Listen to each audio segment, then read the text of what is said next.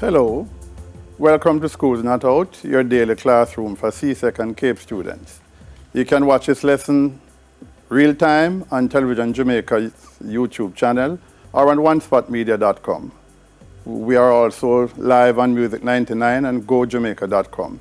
If you have questions on today's subject, which is CAPE Sociology, you can send them into Television Jamaica's Facebook page or Instagram at Television Jam.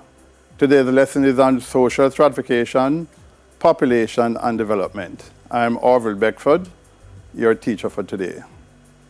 Welcome.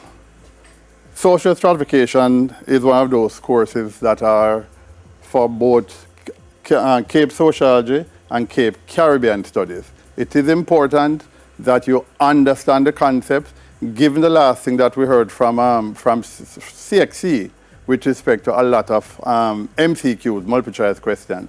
It is now important that you understand the concept very well, because although multiple choice questions seem very easy, but you either know the concept or you don't know the concept. So it is important that you pay attention to the definitions and to the various concepts.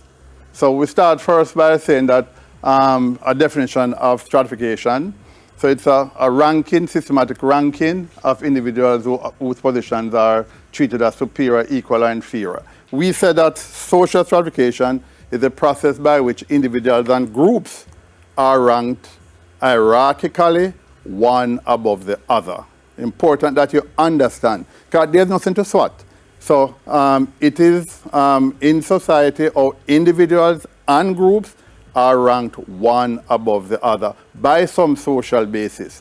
This social basis can be class, race, color, gender, geography, you name it. There are many bases of social stratification. So that's the definition. So we start out by saying that we have an open system and a closed system of social stratification. When we speak of a closed system of social stratification, we're speaking of one in which you can move from one strata to the next. When we speak of an open system, we say that there's free movement from one strata to the next. Now, we seldom have a purely open system or a purely closed system. We generally say it's relatively closed or relatively open. So a relatively open system is one in which you can move from one strata to the next, but there may be issues, social issues. And so a relatively closed system, which more mirrors what we have in the Caribbean, we speak about you being able to move from one stratum to the next. But of course, there are social issues like race, class, color, that doesn't make this movement all that fluid and easy. So we're looking at a couple social stratification systems. One is estate. We really don't have that here again.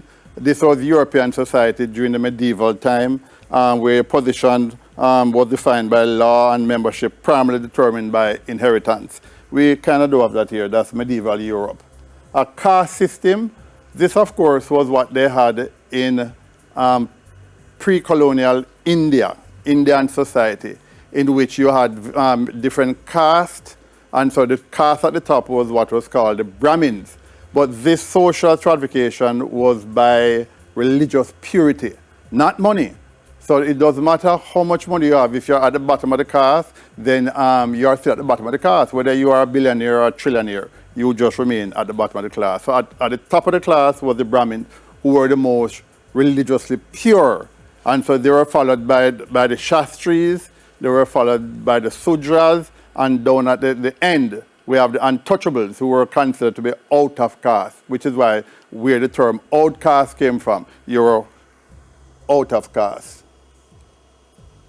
So then we have the class system. This is what we have in Jamaica.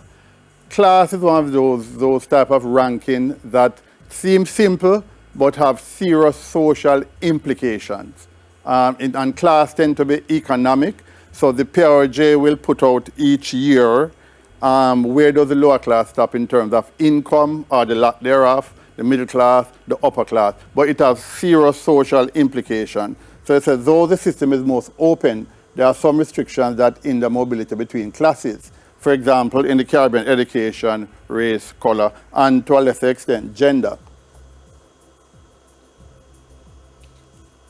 Social mobility. Generally, when we speak about stratification, one of the issues that will always be at the forefront of questions is social mobility. Do we have pure social mobility in the Caribbean? Are we free to move from one stratum to the next?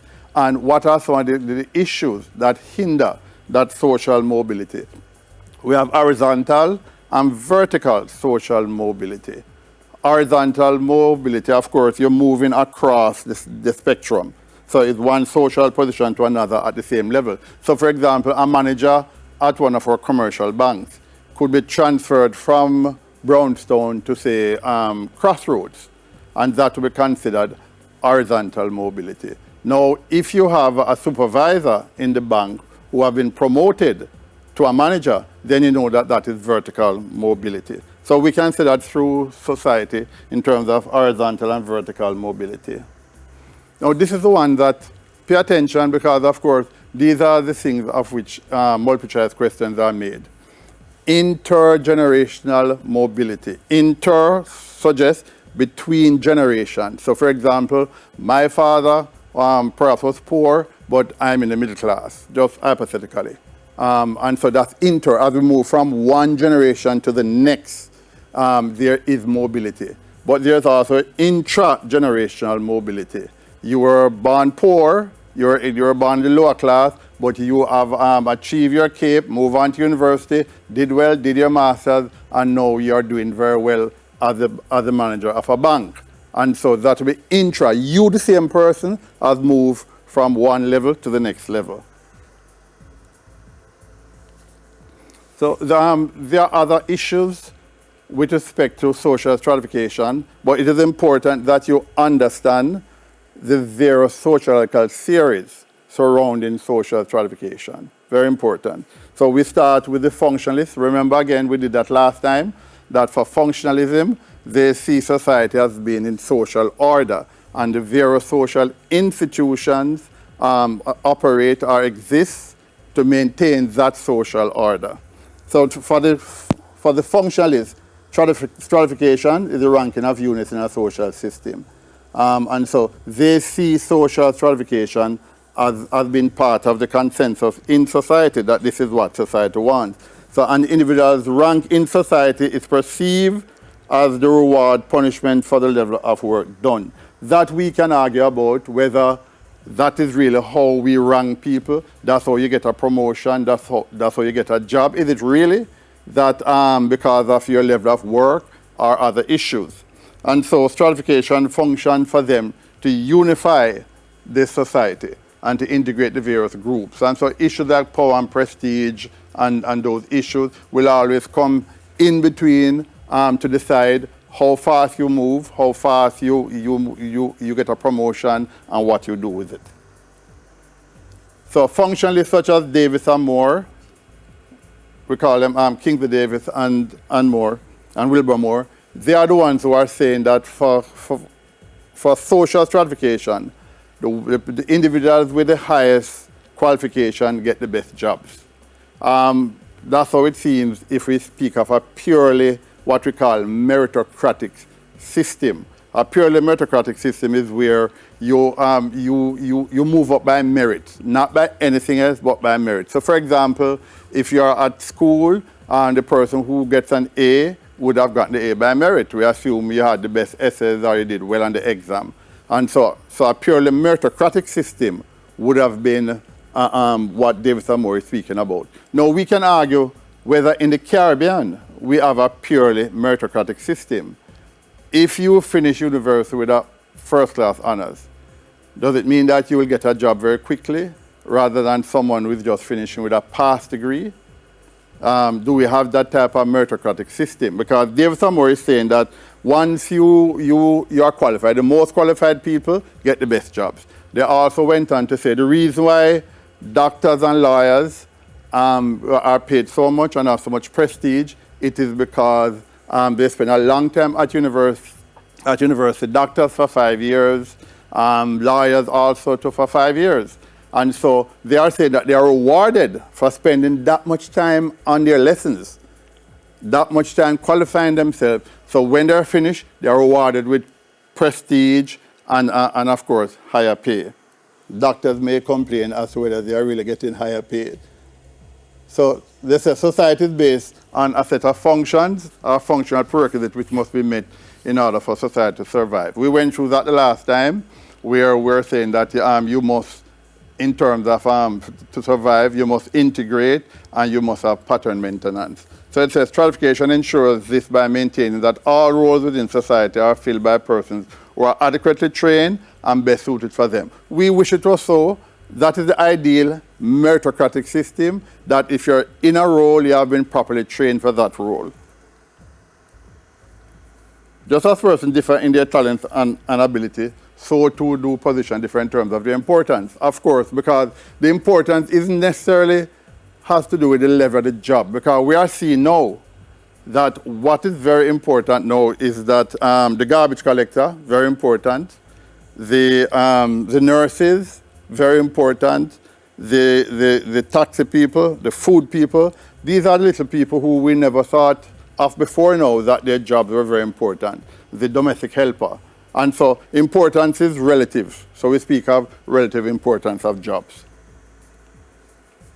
The Marxists now. Now, again, we always go historically, just to remind you that we have to think of Marxism and Marxist concept within the context of the period in which Karl Marx lived, which is 1818 to 1883.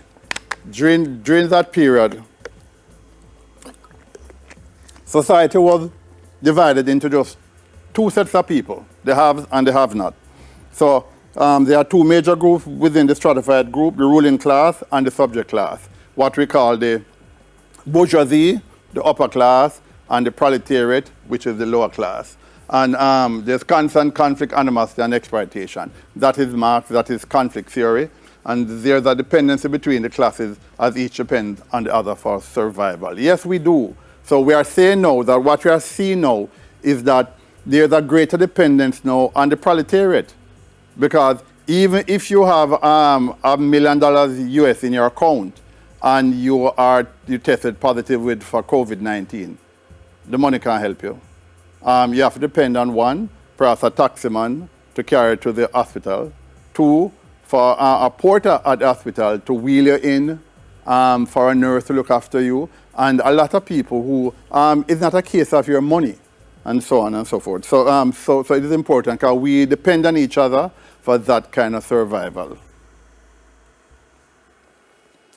So again, for Marx, notice just two.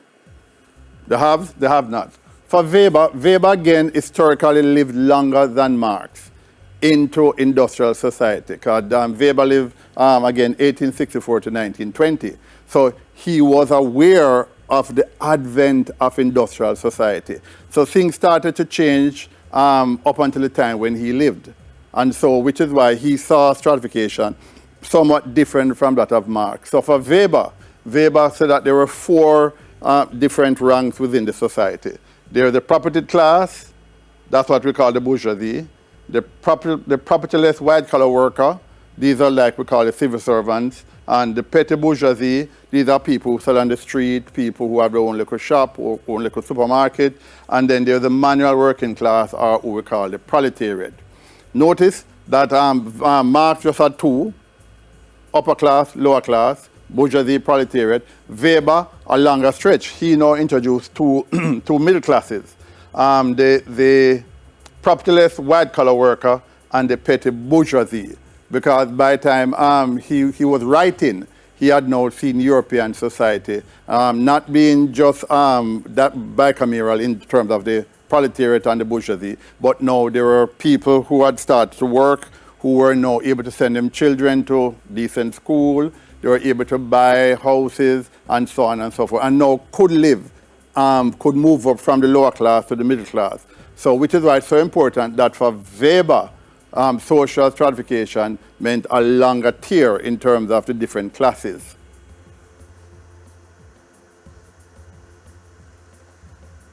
Now, it is important for us to understand social stratification within the Caribbean context, very important. Again, plantation society. This is where we got our system of social stratification. Some people said, how? Because again, remember, plantation society started from the beginning of slavery, which is 1506, 07, 08, somewhere there, right up until slavery ended 1834, and we had emancipation 1838. So plantation society was all we knew in the Caribbean for almost 350 years. So this is where our social system stratification came from, plantation society. So on the plantation, we had the whites at the top, the mulattoes in the middle, and the blacks. Of course, remember, the mulattoes were children who were born to white male parents and black mothers. In most cases, it was due to rape. So, of course, we had the blacks at the end, and the Indians were added later during indentureship. So this was what we had. And if you think of it, this really hasn't changed much in modern-day Caribbean society. We still have the whites at the top, followed by what we call the browning class, the mulattoes, and followed by the blacks at the end of the spectrum. Of course, people say, but I know some people who are so-and-so, so-and-so. Yes, some have moved up, and so on, but I will have you know that that upper class tier of white, that class is not by money, but it is by ascription. So we in the Caribbean is stratified by class, status, power, race, ethnicity, color, gender, education. This is just a few. We are also stratified by geography. Depending on where you live, there are certain jobs that you can get and will not get, believe it or not. And so we say that you are stratified by geography. Also, when you are from certain areas, there are certain stigma attached to you, whether you want to or not. So we stratify by class, by status, by power, by race, ethnicity, by color, gender, and education. Now, it is important that you understand these concepts, because these are the things of which multiple choice questions are made in terms of class, status, power, race, ethnicity. It's not that they're interchangeable. You have race and you have ethnicity, because race has to do with your phenotype, how you look. And we have you're either black or you're white. Our concept of browning for the American is not white. So it doesn't matter. Unless you're European with that phenotypically European look, you're not white, plain and simple, and so on and so forth. And so ethnicity, of course, these are characteristics of which the group think it is relevant, that these characteristics are relevant to the individual. So you can't just come and say, I am part of the Indian ethnic group. No, if you don't have characteristics that are relevant to being an Indian, then you're not part of that group. And so the issue of gender, it's very difficult to discuss social stratification without discussing gender. Very important. Why? Because gender is part of our everyday life now in terms of how women are treated compared to how men are treated. Not that this never used to happen before, but what used to happen is that we never discussed women. The thinking was that women should stay at home. That was the initial thinking. Thank God we have passed that. And so what we have now is that women are now out in the workplace and equally qualified for positions as men. We used to believe that there are certain jobs that were gender-based. So for example, if I said to you that your school tomorrow, an engineer is coming to discuss the architecture position with you, who would you expect? Most people say, me sir, me teacher. We expect a male. But we have some fascinating and very creative architects that are female. But we tend to think along that line, that because it's an architect is a man. If I said to you that a physicist is coming to your school tomorrow, of course you start to think a male person is coming. But if I say a nurse is coming, you start to think that a female is coming, because we associate that kind of gender-based profession and so on. But that is all changing. We do see men now going into nursing. In fact, in America, about 30% of the nurses in America are male. In Jamaica, we are a little slow. We have less than 5%, but no, we are getting there. But we're also seeing female there at UTech doing architecture, doing engineering, and so we're removing the stereotype of thinking that we have this type of stratification by profession and so by gender, because females will do this and male will do that. Both males and females can do just about everything except having children. And the female can, the male still can't. We haven't reached yet scientifically. So, well, more schools out, schools not out after the break. Thank you.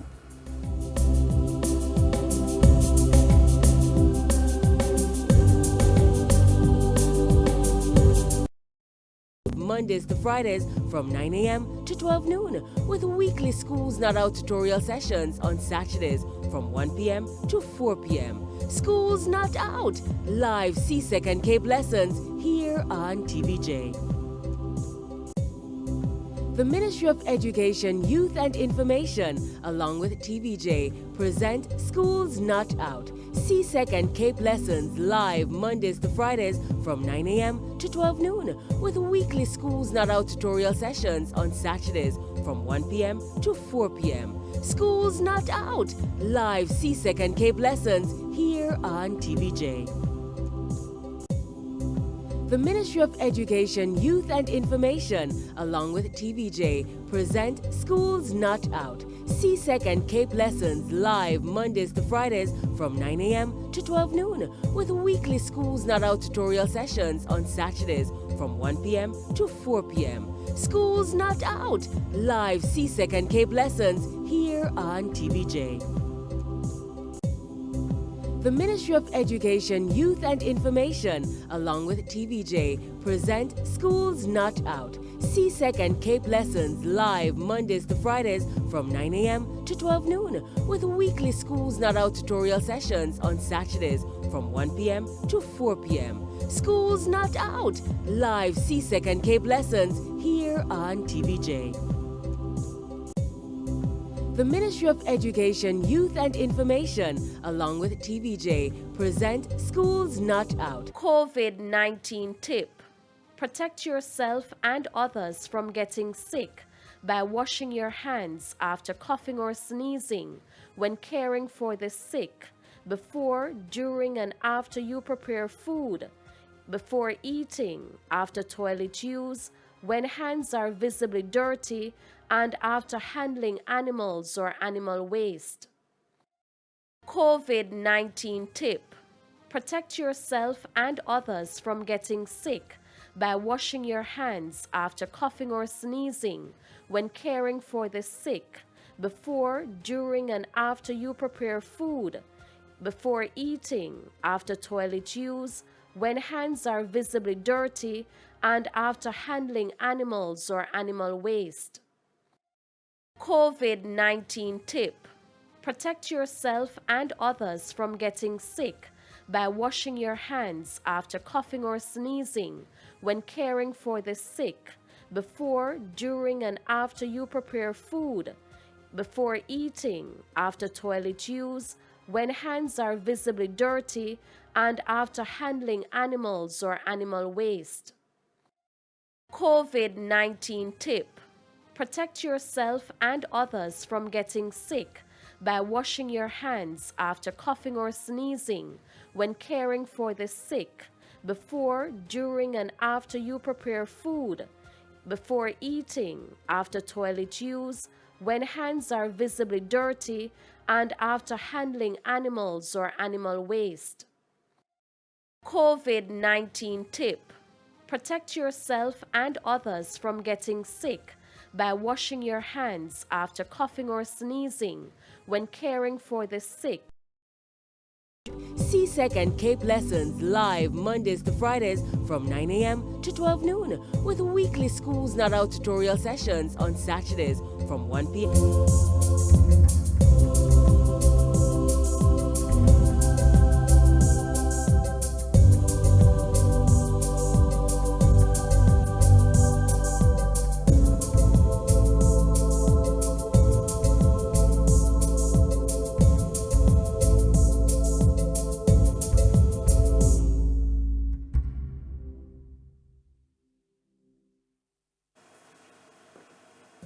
Welcome back to Schools Not Out, where we are discussing social stratification That's where we are in Cape Sociology. We haven't started discussing the other issues yet. If you have any questions on what we have done so far, you can send them in your various platforms, and I can see if we can answer them in the final segment. Thank you. Now, we were discussing social stratification, and I put a diagram here so you can see social stratification back in the 19th century and to where we are now. If you notice, the lower class, very few lower class could make it to the middle class. In fact, part of the issue had to do with education. As you know, the English came into Jamaica. They took over from the Spanish in 1655. The first university, which was the University of the West Indies, started in 1948. You can do the maths to see how long, 298 years before a university was developed. So consequently, a few people who wanted a degree had to go to England or America. And so we have very few people in the middle class due to the lack of educational opportunities. So we never started having tertiary institutions on this island until 1948. The British been here from 1655, so you can do the maths. And so over time, as in present day system, we see that we have more blacks or more people from the lower class being able to socially mobile into the middle class. And of course, we see we're some of the middle class, but of course, this is merely some of the brownings that have gone into the upper class. But we still would say that in the Caribbean, the stratification system is partially open. Some people even say it is partially closed. How we define a closed system is that when you die in the same stratum in which you were born, and there are still some people who born in the middle class will die in the middle class, born in the lower class will die in the lower class. That means that for them, the system was a closed stratification system. There's no mobility from one class to the next. Jamaica. Each strata in society reflects a different cultural grouping, and this is aligned to skin color. We don't talk about it much, but we do have that social stratification by skin color. Of course, it is reflected in people doing what we call skin bleaching, thinking that it gives them socially a better opportunity for upward social mobility. That's up for discussion if you want to see me outside. The only vertical mobility that occurred was the blacks moving from lower class to middle class. Was that where they plateaued? Yes, because to get into the upper class was by ascription. You should know what I mean by achievement and ascription. When you have achievement, so you have social mobility because you have achieved a university degree, you're a sports athlete that have done very well, or so on. Ascription are things that you're born with. So if you're born white, it is assumed automatically that you're in the upper class, even if you're poor like a church mouse. So industrialization resulted in the widening of the economy, increased job creation, and thus the emergence of new classes. Like I said, with respect to Weber, he was seeing more of an industrial society unfolding. So he saw more of a middle class emerging than Marx, who did not see a middle class. So as industrialization continues, we see more and more blacks getting better opportunities for education, better opportunities for housing, and so could then send their children to better schools. And so we argue as to whether we agree or disagree with M.G. Smith. According to Derek Gordon was a university sociologist. He said that between 1943 and 1984, there was a significant upward movement to the middle and upper classes. The higher managerial and professional group showed an increase in black representation from 20% in 1943 to 42% in 1984, and no doubt has gone past that. Because what we are seeing is that as education opportunities become open, are more available to lower class blacks, then they can move into the middle class, and we find some even moving to the tip of the upper class, because education is very important as a means of social mobility. It doesn't guarantee you social mobility, but what it does is give you the opportunity for social mobility, which is why we keep saying to you students, stay in school. Even if you plan to become a DJ, stay in school. Even if you plan to become a runner, stay in school. Because after running and you don't have any more it for a DJ, what happened? And so it's important in terms of your social mobility, your educational level. It was also Derek Gordon who said that it is very difficult for the son or daughter of a farmer to become a doctor or a lawyer. People said, like, seriously, in this time? And we said, yes, we're still seeing it. If you're a farmer, it's hard for your children or child to get student loan. Unless you can find somebody who will co-make it for you, or somebody in the church, it is going to be difficult. Okay, so you now come to university. If you get into the first core at UWI to be a doctor, that is what we call the UDC funded one. That one will perhaps run you for the year, perhaps $750,000. If you get into the other one, then it's about 2-point-something million. It's very difficult. And we keep seeing more and more children from the lower class having difficulties paying their fees because, of course, they didn't get student loan and the mother and father can't afford it. And so, although this was done from '87 by Derek Gordon, we still see the same thing happening now, where it is still very difficult for the daughter or son of a farmer to become a doctor or a lawyer. Yes, we know there are 1 and 2 cases that is now done. You see it on TVJ interview on a Sunday afternoon with Faye. But those are the exceptional. We wish that it would be the norm, that once you're qualified, once you have the brilliance, then you can become a doctor or a lawyer. But there are social stratification issues. This one is money, why it prevents a number of people from the lower class becoming doctors and lawyers. Brathwaite. Of course, Brathwaite is considered the father of Caribbean sociology.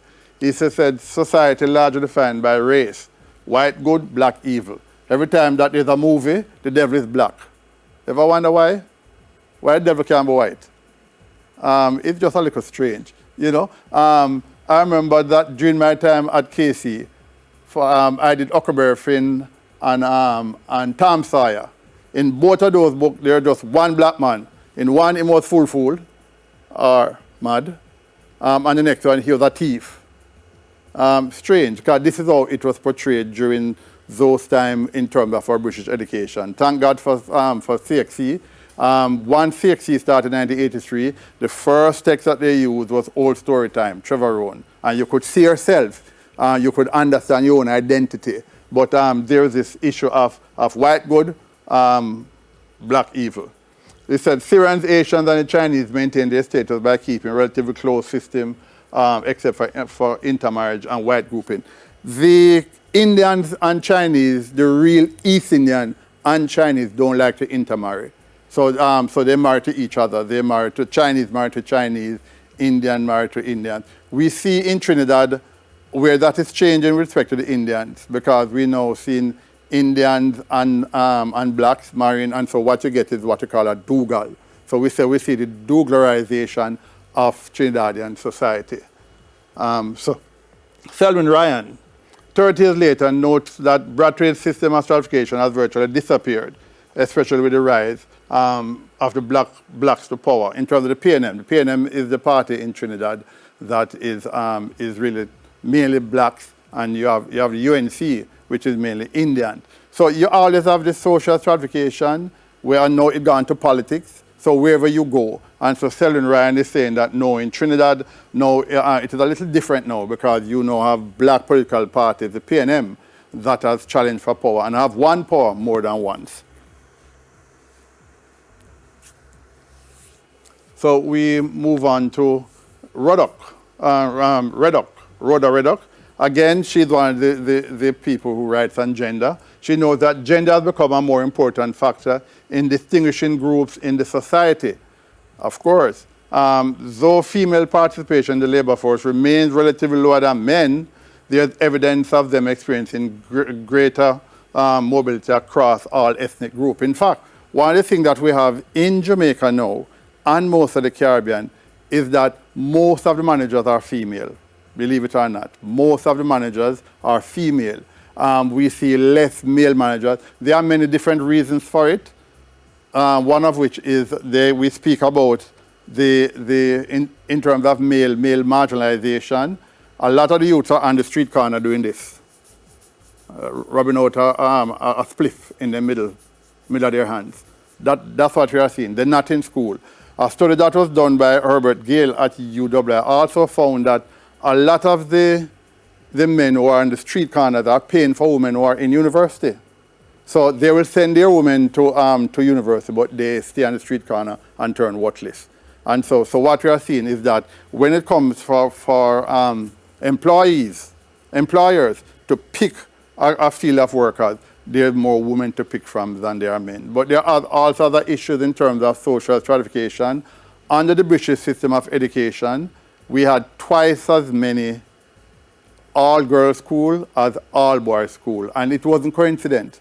So if you look back, you can do the maths, and all the standard schools that are all-girls school, there are twice as many compared to the all-boys school, and that has colonial origins. And so that's it in terms of social stratification. Again, remember, MCQs mainly for CXC, which means that you need to understand the concepts, you need to understand, be able to explain them. There's nothing to SWAT. And so you need to be able to explain the concepts. So bear in mind, our own stratification system came from plantation society, George Beckford plantation society, whites at the top, the mulattoes in the middle, and blacks at the end, later to be joined by Indians. So we now move on to population.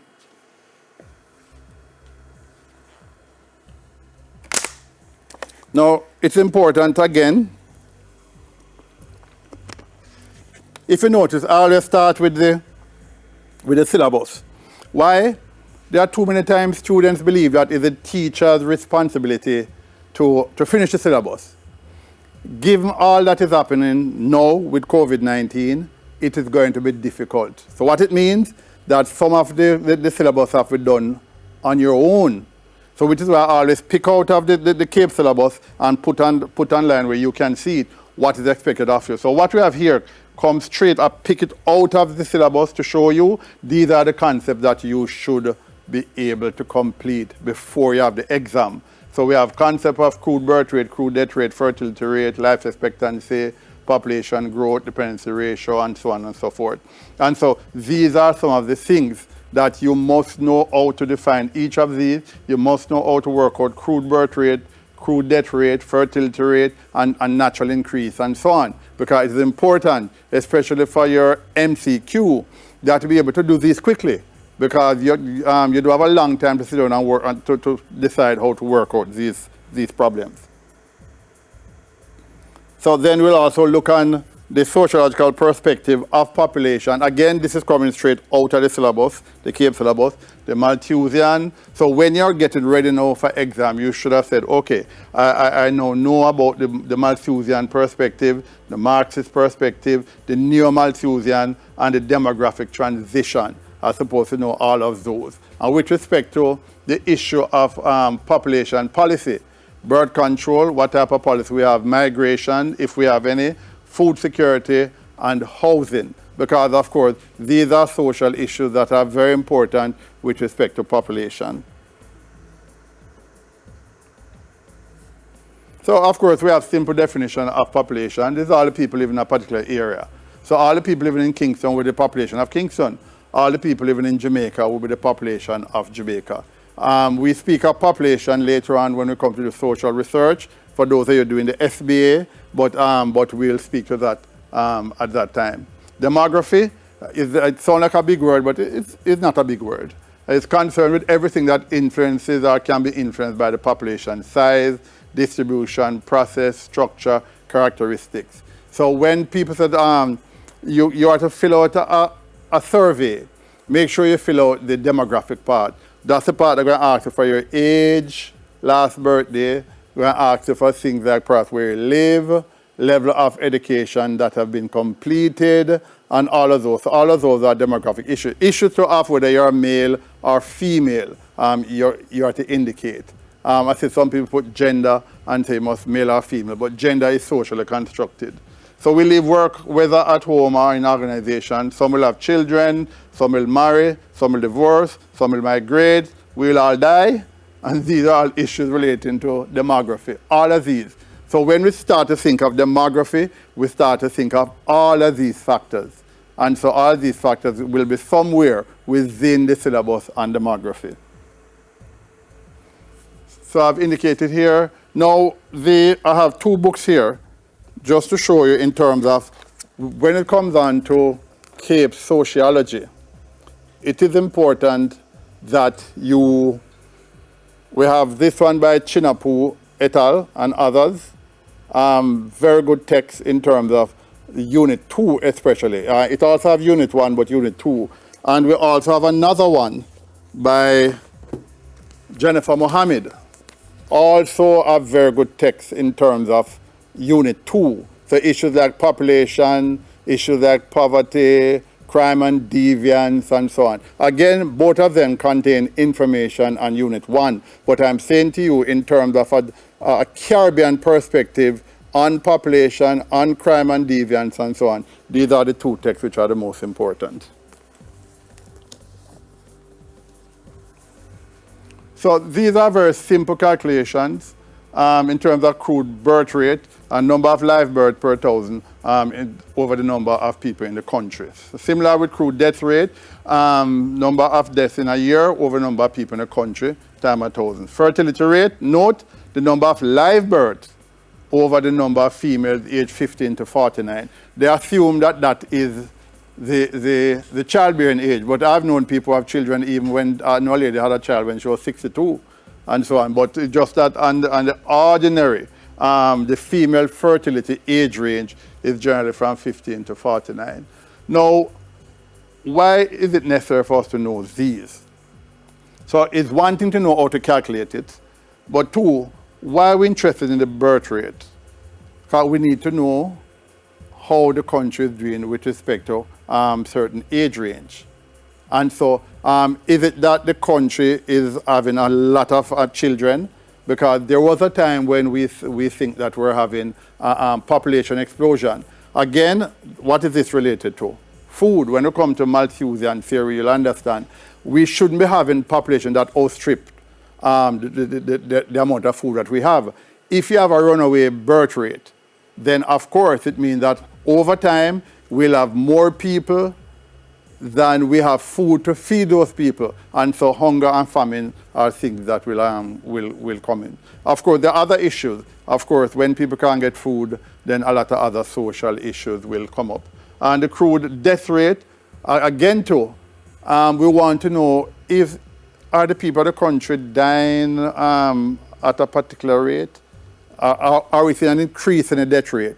Of course, if your country has, in terms of the structure of the population, older people and a disproportionate amount of older people, then you expect that your death rate will increase. Just like issues that we're interested in as well is life expectancy. To what age do people in the country live until? Women have a higher life expectancy than men. But overall, in Jamaica and most Caribbean islands, we have a good life expectancy that tend to mirror that of the developed countries. Demographic estimates of population. Here we want to know what is the population at a point in time. For those of you students, you should know that we have a census every 10 years. The last one was 2001. So most of the information that we have, that we use in Jamaica is from that census. But there's also, from the Statin and POJ, the Survey of Living Condition. You can look it up. It's free on those websites, the Survey of Living Condition, that also give you a number of information on the population and a number of demographic information. But our last census was 2001, the 2011. We expect another one in terms of 2021. And so, so it's important. So we need to know in terms of what's the population at a point in time. So here we have P being the most recent known population, P1, P2 the current population, and so on and so forth. We'll come back to B minus D, birth minus death, and immigration minus emigration. So it's important that you understand and be able to define immigration different from emigration. So the population equation, again, is the population will be equal to birth minus death, which you can understand, plus immigration minus emigration. So of course we have birth, death, but there are people who will immigrate into our country, and there are people in our country that will emigrate to other countries. And so that's why we have them added at the end.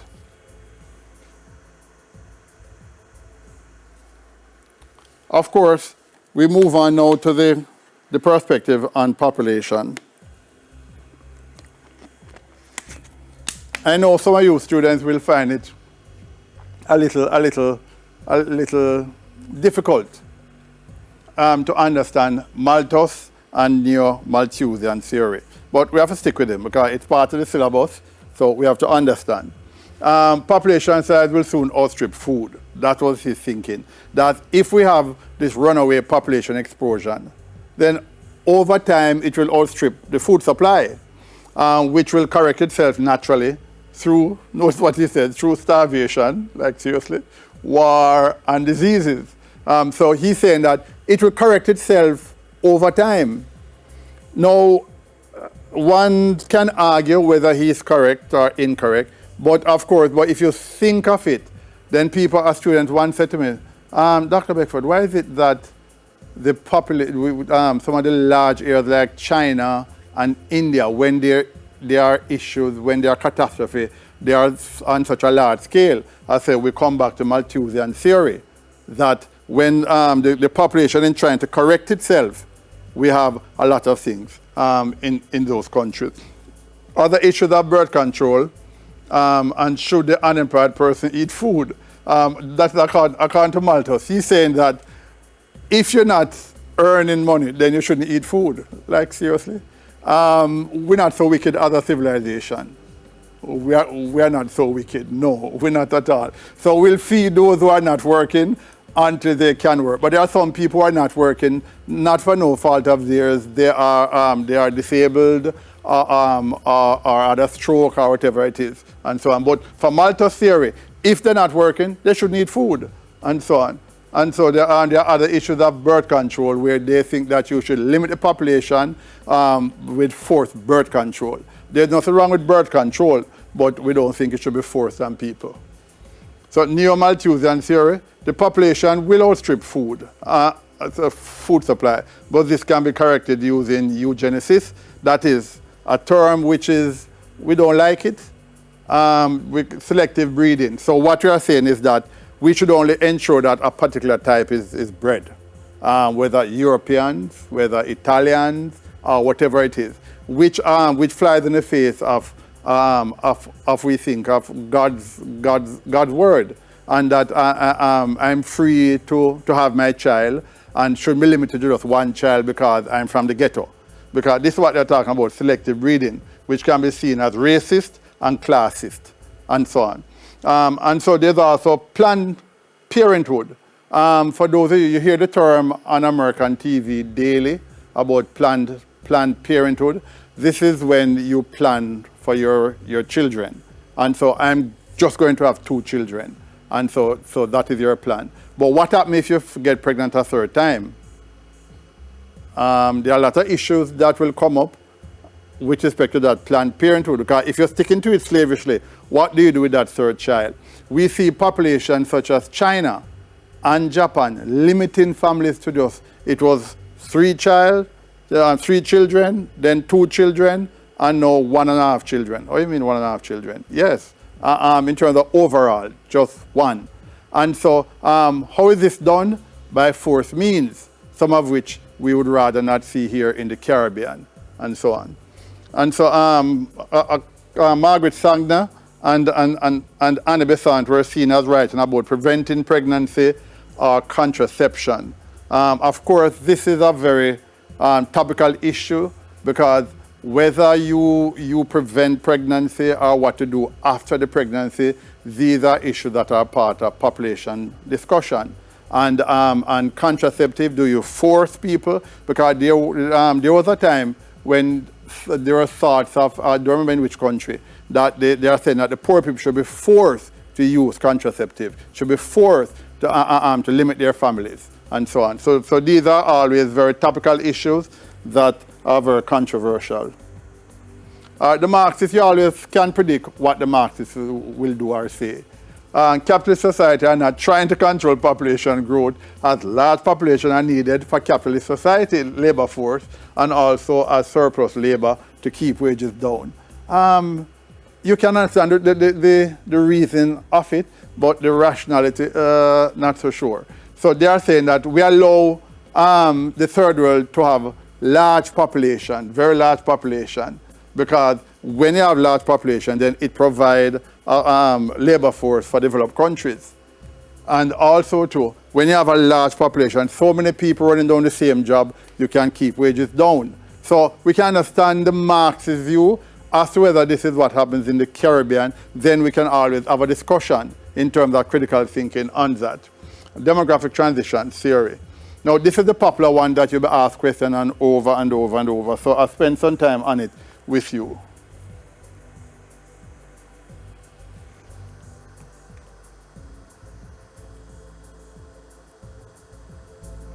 Yes.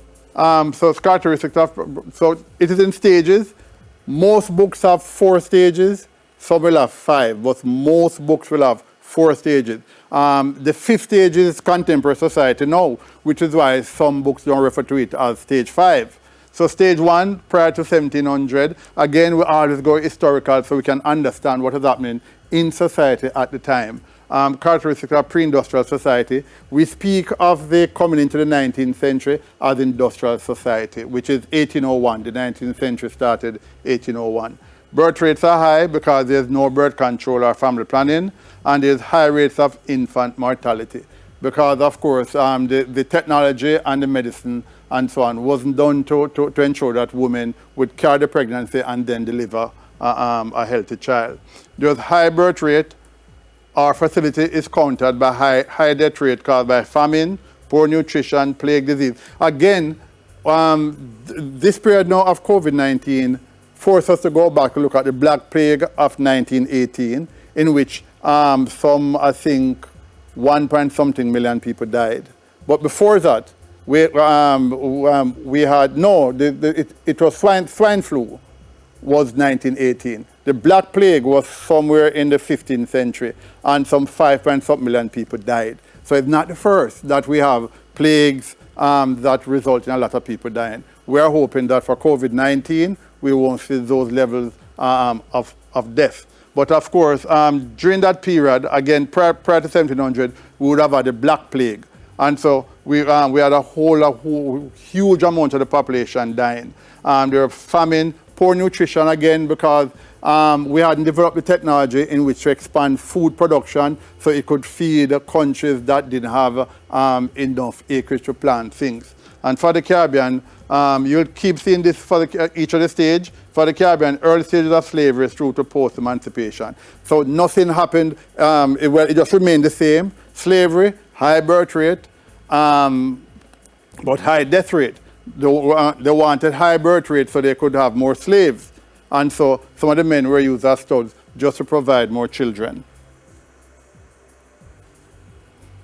All right, stage 2, natural increase in population due to high birth rate, but we start to see a decline in the death rate and infant mortality. Again, we've seen improvement in medical development, technology, vaccination, and so therefore we're able now to keep down the death rate.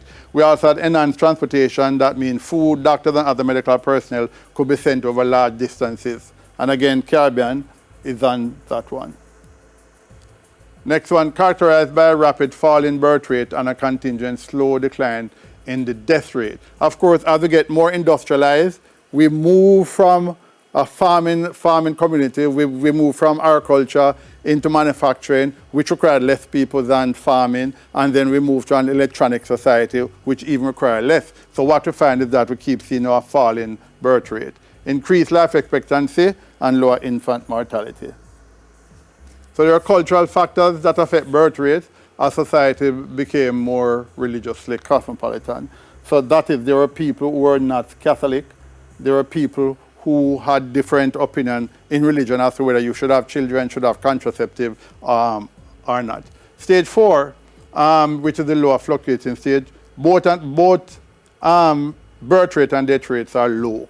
Of course, because we know coming closer to modern time with technology and so on and so forth.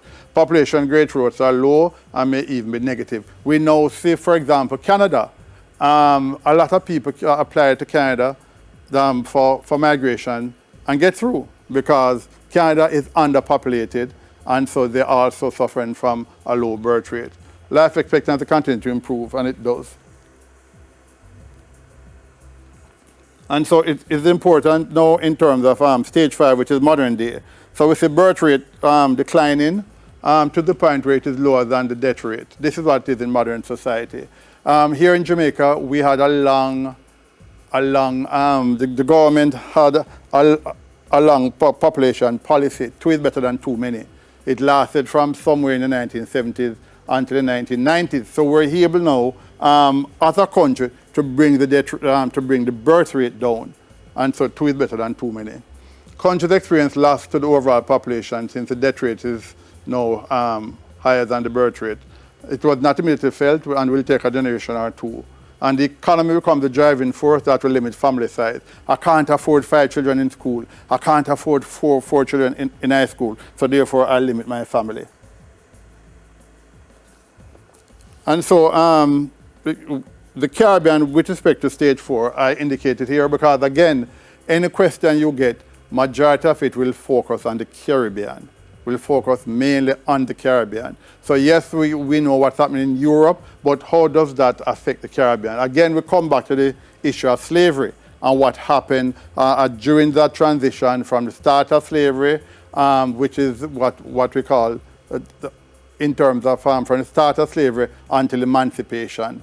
And so on. So breeding was encouraged during slavery to build the labor force, yeah, of course, and so on. And there was no contraception. Slaves and freed slaves live in deplorable condition. And so they're all there in terms of what happened. So what we saw happening with respect to our situation here in stage 4 to 5 was affected by what happened from the beginning of slavery right up until now. And there are other issues of health, why we have lifestyle diseases. All of these things, we again come back to slavery to look how this affected Caribbean society. So it is important. So as we wrap up this session, it's important for you to understand all the concepts. There's a whole list of concepts because these are the stuff that MCQ multiple choice questions are made of. So it's important that you understand the concept. Nothing to SWAT, because they are easy to understand concepts. But you must bear in mind, again, when you come on to the Caribbean, your history. Very important that you know your history, because we use it to explain how demographic transition took place in the Caribbean and why the populations are as it is now in the Caribbean. So I'm hoping that you'll do your reading, you will ask your questions, and make sure that you read. If you don't do anything else, just read. During this COVID-19 time, you have full time to read. Read. When we come back, we'll answer your questions and wrap up.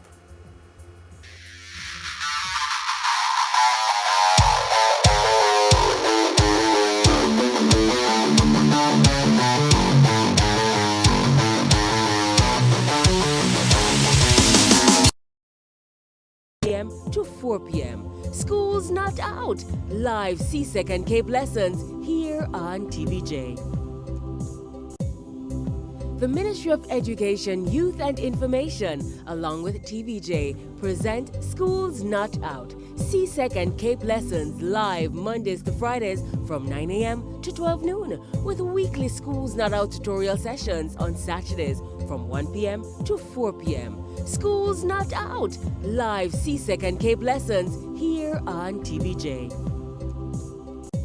During and after you prepare food, before eating, after toilet use, when hands are visibly dirty, and after handling animals or animal waste. COVID-19 tip: protect yourself and others from getting sick by washing your hands after coughing or sneezing, when caring for the sick, before, during, and after you prepare food, before eating, after toilet use, when hands are visibly dirty, and after handling animals or animal waste. COVID-19 tip: protect yourself and others from getting sick by washing your hands after coughing. A message from the Ministry of Health and Wellness.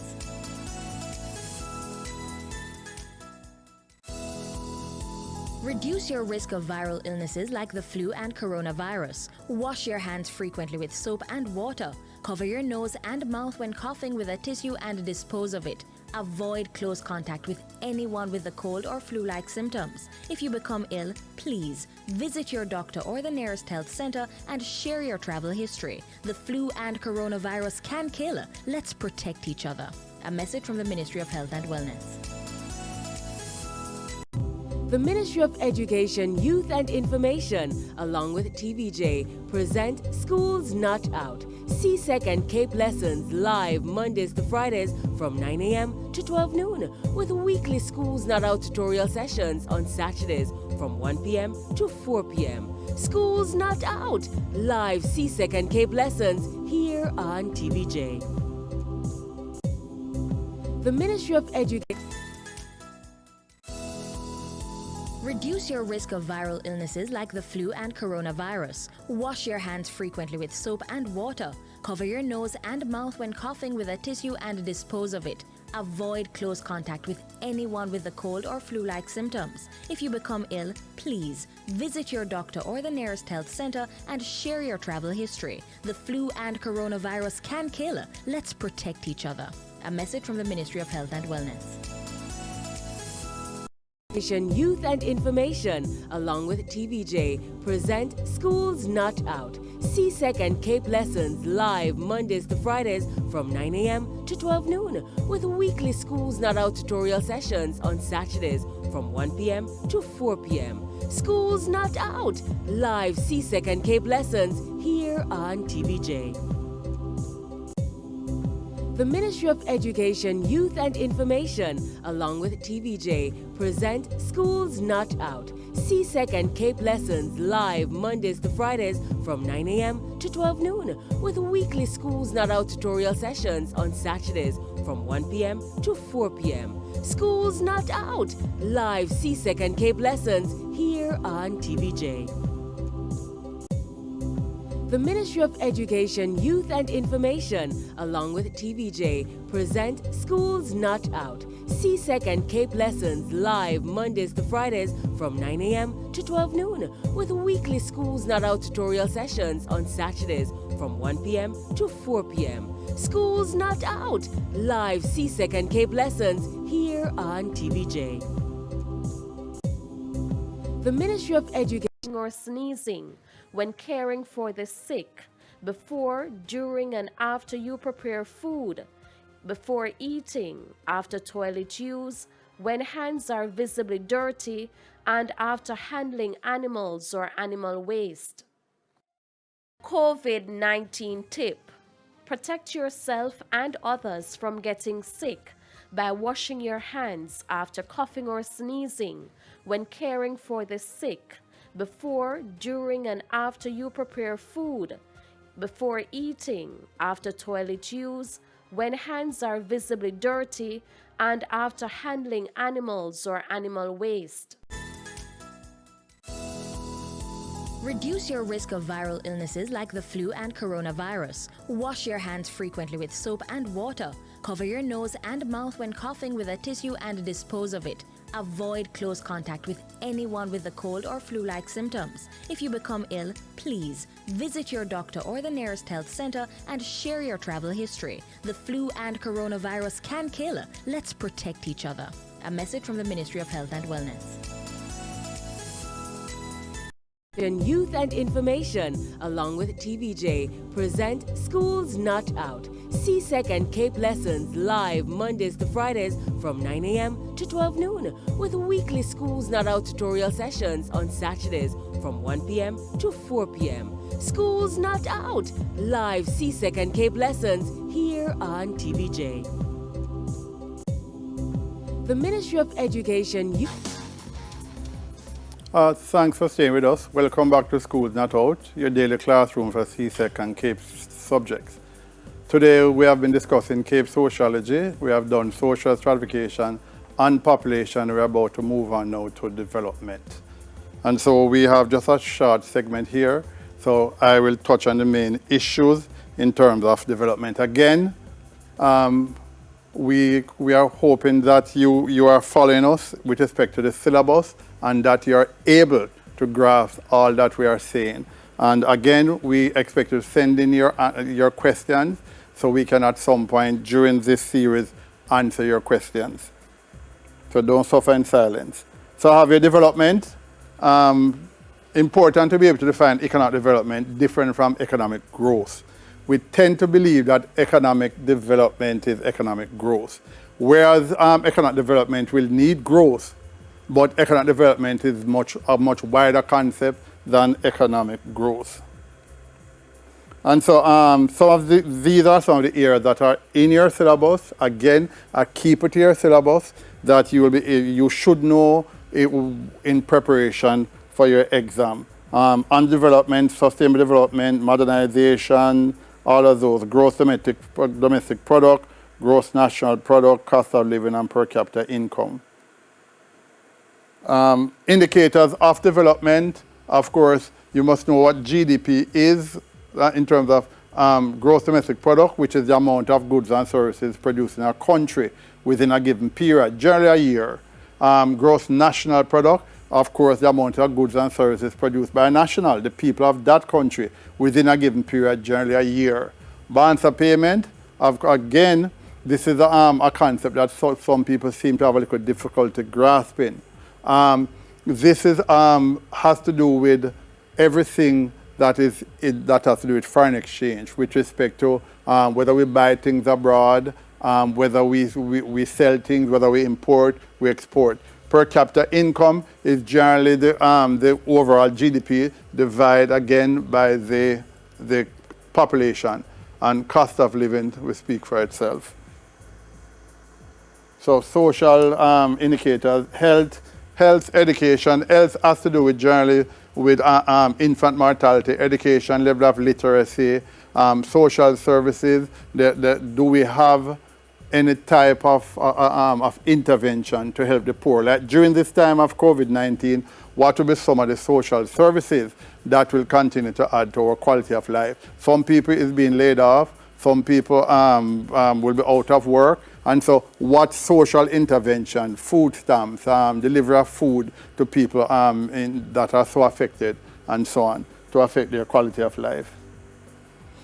So of course, economic development, I picked out Tadara and Smith here because, of course, it is such a large concept that I don't think any one sentence can define it. So we go through it very quickly.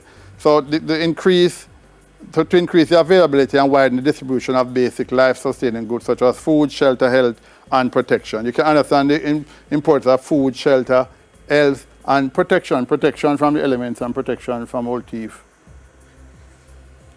2, to raise levels of living, including, in addition to higher income, the provision of more jobs, better education, greater attention to cultural and human values, all of which will serve not only to enhance material well-being, but also to generate greater individual and national esteem.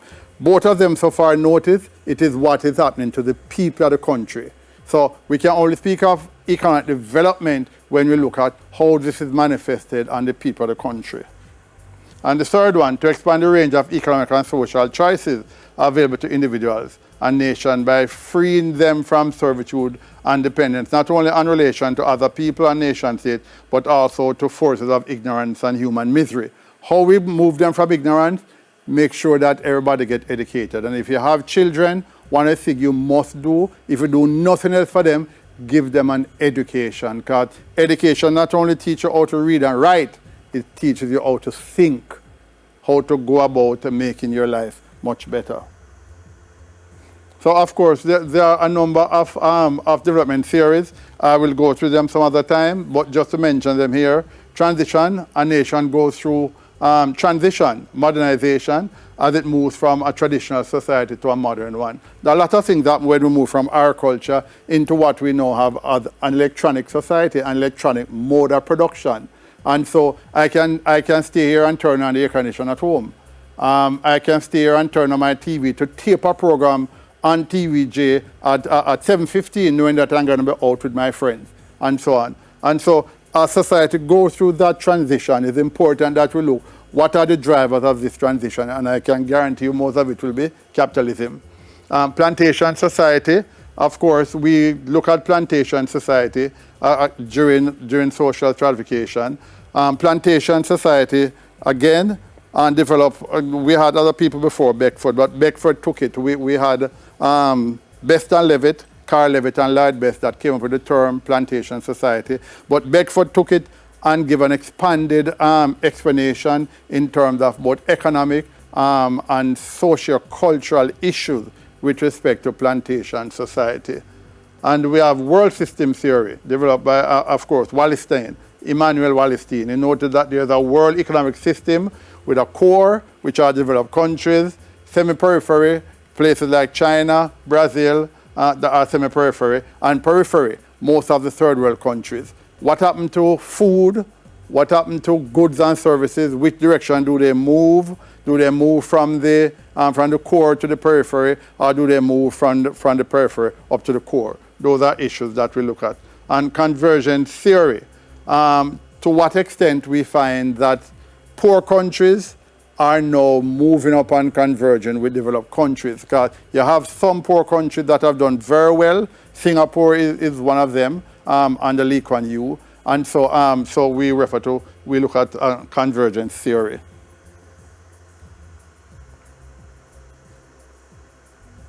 And so we will spend some time just thinking that these issues of development, some of you will go through issues such as Mears and Sears in terms of development theorists. So we had Mears first, who said that you must have economic development, economic growth in order for us to look at development. And so his main thing was economic growth. Now, economic growth is just increase in GDP.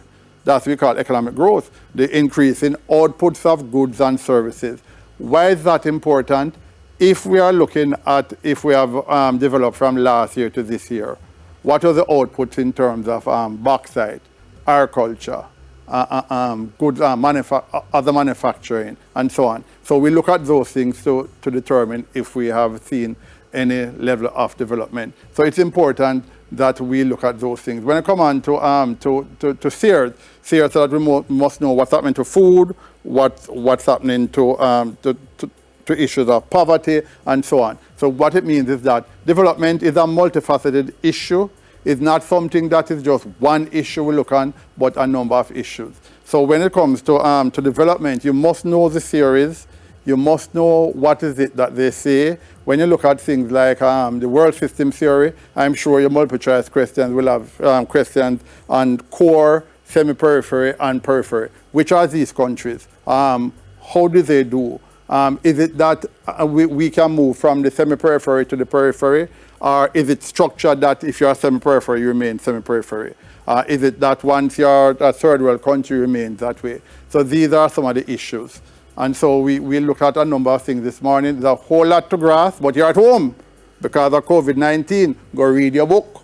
Take your book and go read it now, because you have a lot of issues to deal with. And remember, with the multiple choice, you can't escape anything. I don't think there'll be any non-compulsory questions. They're all compulsory, which means you must know everything. So it's important that as we go through this series, once we finish, you know the topic, you know the headings, go and do them. Have a good day. That's all for today. We hope you grasp some of the points we discussed. You can catch a repeat of today's lessons and join in today at 5 p.m. and in Schools Not Out highlights on Saturday between 1 and 4 p.m. It also will be on video on demand on One Spot Media. Yes. Next up, we have CSEP Maths with Karima Mundell Thomas and Latoya Shura. Until next time, I'm Orville Beckford. Say peace out and go read your book.